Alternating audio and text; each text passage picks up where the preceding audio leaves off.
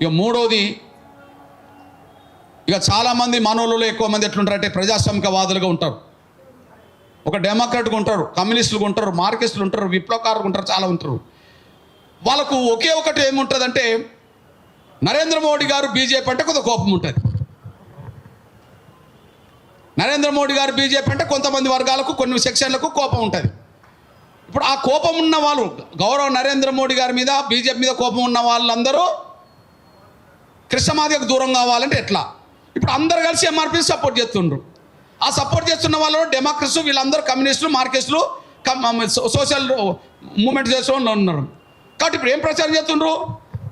ఏం ప్రచారం చేస్తుండంటే, కృష్ణమాదిగ బీజేపీ మనిషి అయిపోయిండు, కృష్ణమాదిగ నరేంద్ర మోడీ మనిషి అయిపోయిండు, మనం ఎందుకు సపోర్ట్ చేయాలని ఇట్లా తీసుకొస్తాండ్రు. మళ్ళా అర్థమైంది కదా?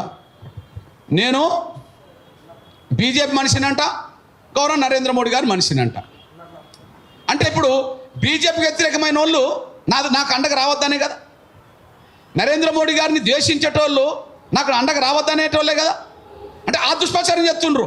వర్గీకరణ ఎందుకు వ్యతిరేకించాలో చెప్పలేని పరిస్థితిలో ఉన్న వాళ్ళు ఎంఆర్పిఎస్కు మద్దతు రాకుండా చేయడం కోసం చాలా మార్గాలు వెతుకుతున్న విషయం మీరు మర్చిపోద్దని నేను కోరుతున్నాను. ఇప్పుడు నేను చెప్పదలుచుకున్నా, నా సోదరులారా, రాష్ట్ర ప్రభుత్వం ఎవరిది? రేవంత్ రెడ్డి గారు. ఇప్పుడు మీ సమస్య పరిష్కారం కావాలని నేను రేవంత్ రెడ్డి దగ్గరికి వెళ్ళాలన్నా, ఇప్పుడు కేసీఆర్ దగ్గరికి వెళ్ళాలన్నా? మీ సమస్య పరిష్కారం కావాలని, మీ ఆకాంక్షలు నెరవేర్చాలని నేను ఎవరి దగ్గరికి వెళ్ళాలి? అంతేనా కదా? ఎవరైనా ప్రభుత్వం దగ్గరికి వెళ్తారు కదా. నీకు ఇష్టమున్న ప్రభుత్వం కావచ్చు, ఇష్టం లేని ప్రభుత్వం కూడా కావచ్చు. సమస్యల పరిష్కారం కావాలంటే ఎక్కడికి పోవాలా? మరి నేను ఎక్కడికి పోవాలా? వర్గీకరణ కావాలంటే నాకు అర్థమవుతలేదు. నేను ఎక్కడికి పోవాలి? ఎవరు ఏ సమయంలో ప్రభుత్వం ఉంటే నేను వాళ్ళ దగ్గరికి పోవాలి. ఇది ఇంపార్టెంట్. నీకు ఇష్టం ఉన్నదా లేదా అని పక్కకు పెట్టేసేయండి. నువ్వు పార్టీకి ఓటేస్తావు, ఇంకొక పార్టీ అధికారంకి వస్తుంది, ఇంకో పార్టీ అధికారంకి వస్తే దేశ ప్రధానమంత్రిగా అనమా? నీ ఇష్టం ఉన్న వాళ్ళు కాకపోతే ఇంకో ఇష్టం లేని పార్టీ నీకు ఇక్కడ అధికారం వచ్చింది అనుకోండి, అధికారం వచ్చిన వాళ్ళు ముఖ్యమంత్రి అని మనం అనుకోలేమా? అనాల్సిందే కదా.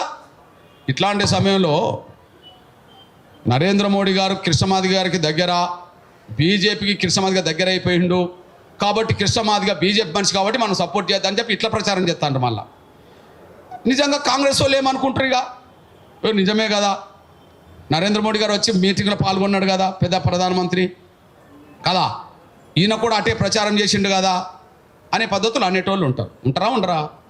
నేను అంటున్నా, మీకు ఒక సాక్ష్యం చెప్తున్నా. ఇది చంద్రబాబు నాయుడు గారు. ఎవరు? ఇది చంద్రబాబు నాయుడు గారు బుక్. ఉద్యమం మొదలుపెడుతున్న రోజుల్లో చంద్రబాబు ప్రభుత్వం మీద 96లోనే ఉద్యమం చేశాం. అంటే 29 సంవత్సరాల క్రితం హైదరాబాద్ దిగ్బంధం చేశాం.